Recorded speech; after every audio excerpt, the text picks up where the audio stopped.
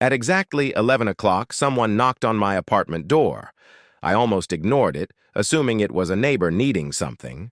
When I opened the door, I froze. Standing beneath the hallway light was my ex-girlfriend's mother, Margaret, holding a small suitcase and looking exhausted, frightened, and completely unlike herself that night. She stared at me for several seconds before whispering, "I have nowhere else to go." Those words instantly erased every question forming in my mind.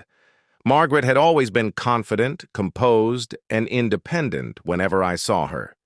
Yet tonight, her trembling hands and tired eyes revealed that something serious had happened recently.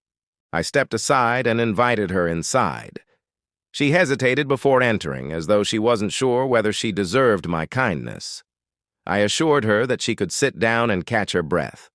She placed her suitcase beside the couch, then lowered herself carefully into the nearest chair without speaking. I brought her water and asked whether she was safe. Margaret nodded, but her answer sounded uncertain. After several quiet moments, she finally explained that her apartment lease had ended unexpectedly, and a family disagreement had left her without a place to stay.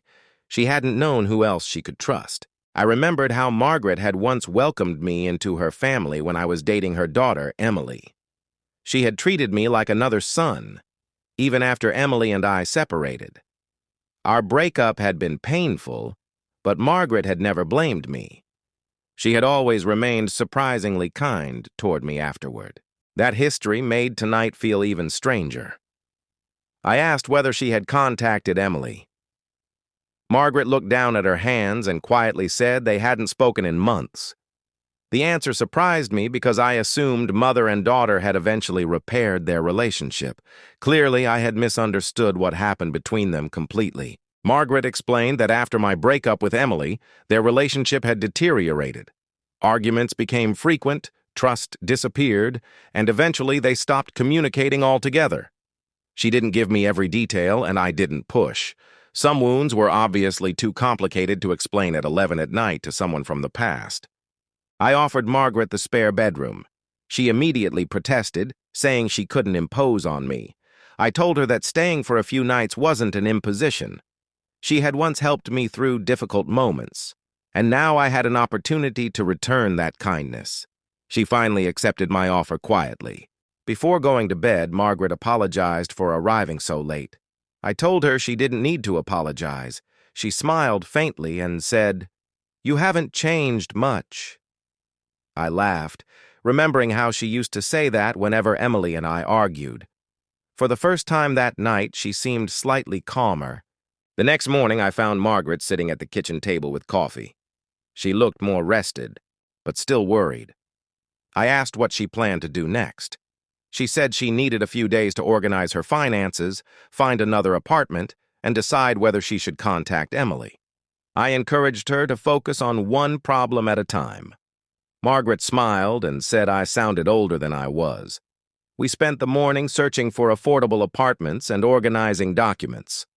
I realized she wasn't helpless. She simply needed somewhere safe to breathe before making important decisions about her future.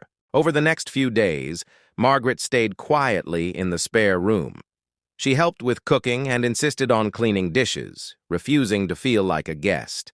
Our conversations gradually became easier. We talked about books, work, old memories, and the strange ways life sometimes separated people before bringing them together again. One evening, Margaret finally told me why she had chosen my door. She said she remembered how respectfully I had treated her during my relationship with Emily. Even after the breakup, I had never spoken badly about her daughter. That mattered to her because she believed character became clearest during painful moments. Her words affected me more than I expected. I admitted that Emily and I had both made mistakes, and I didn't want bitterness to define that chapter.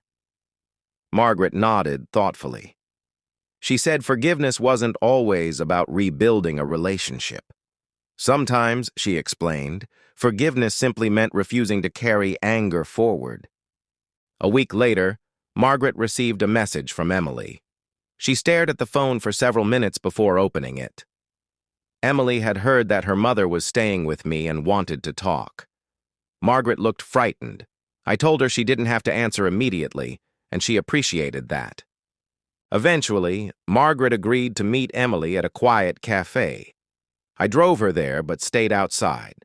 When she returned, tears filled her eyes. She said the conversation hadn't solved everything, but it had opened a door. For the first time in months, mother and daughter had spoken honestly without shouting. Margaret remained with me for another week while finalizing her new apartment. During that time, our friendship became stronger. There was no romance or hidden expectation, only gratitude and mutual respect.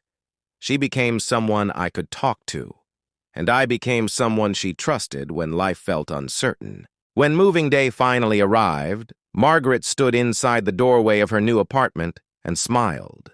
She had found a place with sunlight, quiet neighbors, and enough room for the life she wanted to rebuild. She thanked me repeatedly, but I told her she had done the hardest part herself. Before leaving, Margaret hugged me and whispered that she would always be grateful for that 11 o'clock knock. I smiled and told her I was glad I had opened the door. She laughed softly and said sometimes the most unexpected nights become the beginning of the most meaningful chapters in life. Months later, Margaret and Emily had rebuilt their relationship slowly. They still disagreed sometimes, but now they talked instead of disappearing. I occasionally visited them for dinner, and Margaret always joked about the night she arrived with one suitcase and nowhere to go. I simply smiled, remembering that opening the door changed everything.